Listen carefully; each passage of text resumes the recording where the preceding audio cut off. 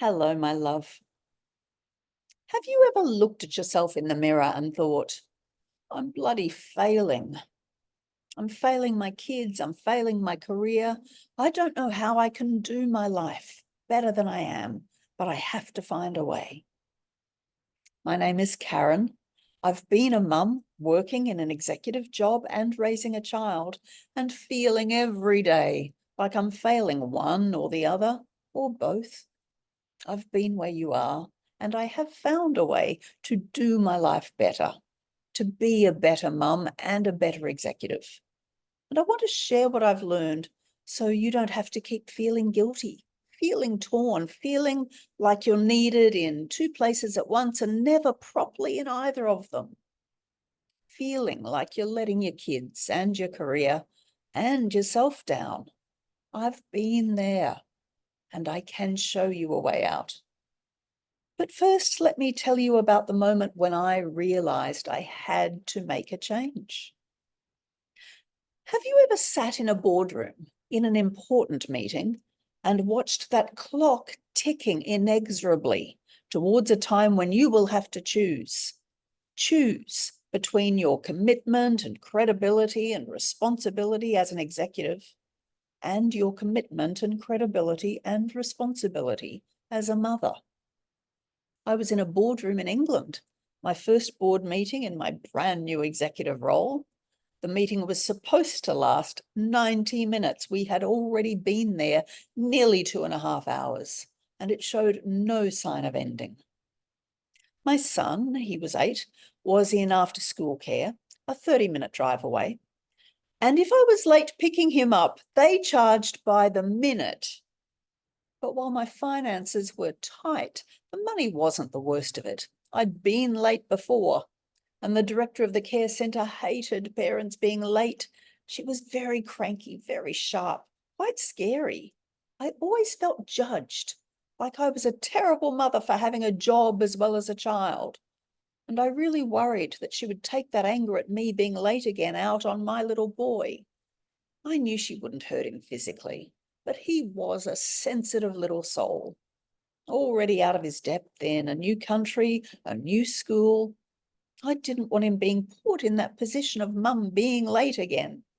So I watched that clock move past the time when I should have left. And then in my head, I started trying to work out shorter routes to the care centre.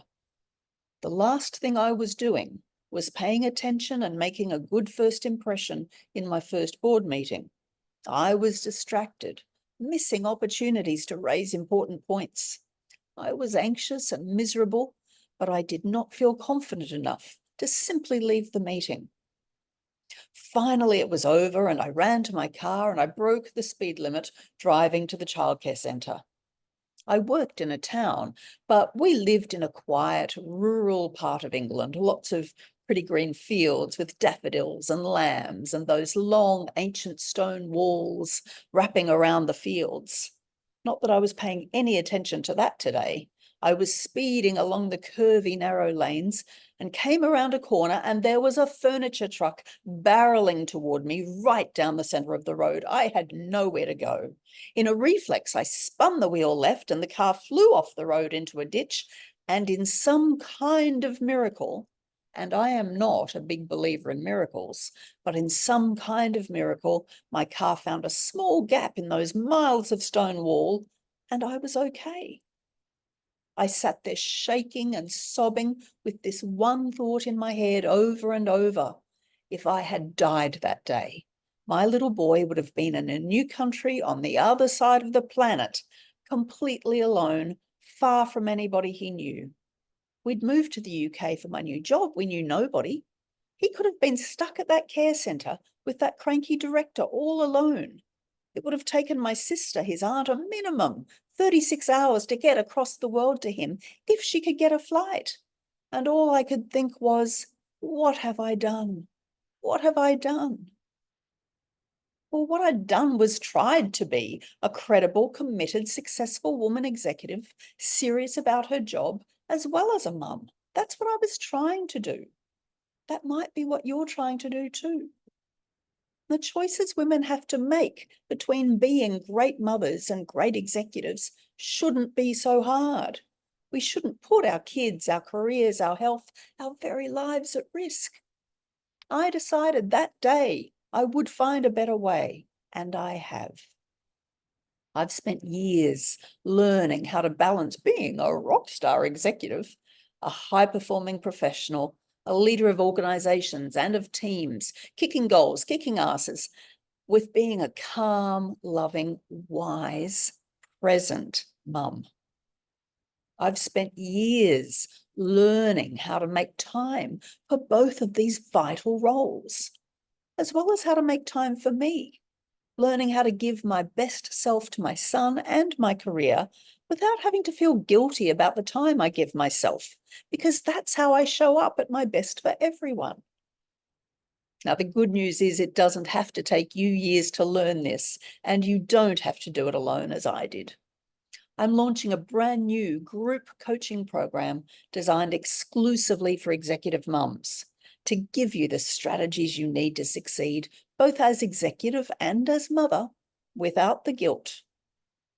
And because my coaching experience has shown me the power of women working together and supporting one another, this new program will connect you with other executive mums who absolutely get it, who understand without having to be told just how hard it can be, and who have their own tried and tested strategies for making life work better as an executive mum.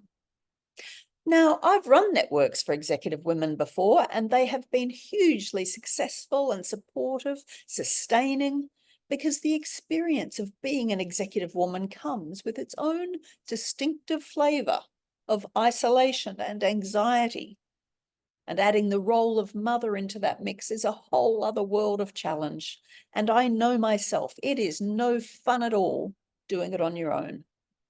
And so the connections you'll make are really key.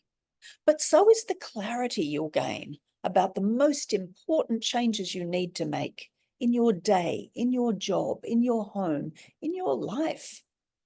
We'll build a pathway together to a different way of being. And along the way, you'll learn the strategies and insights you need to be a successful, high-achieving executive and a calm, loving, present mum on your own terms. You can start that journey today by pre-registering for the program. Now, pre-registering doesn't commit you to anything. What it does is show me you recognize that something in your life, the way you're living it now, needs to change.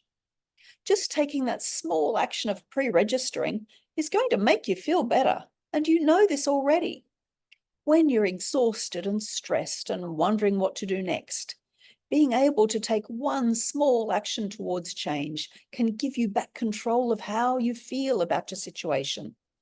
And that's what this program is all about, helping you feel better, helping you take back control of your life at work and at home so you show up the way you want. So there's no obligation that comes from pre-registering, but there are a stack of free benefits. I'll keep you updated as the program develops, and you'll be among the first women invited to join the network when it launches. And in the meantime, I'll be checking in with you about the topics most important to you and giving you the chance to meet some of the other executive mums who might join us on this journey. We are creating that supportive, understanding network before we even start. I'll send you free information and resources along the way as well.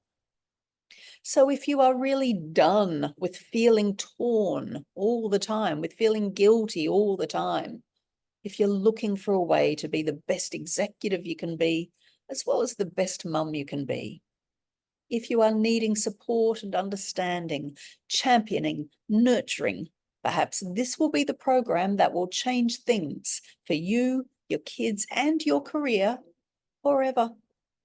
I can't wait to meet you.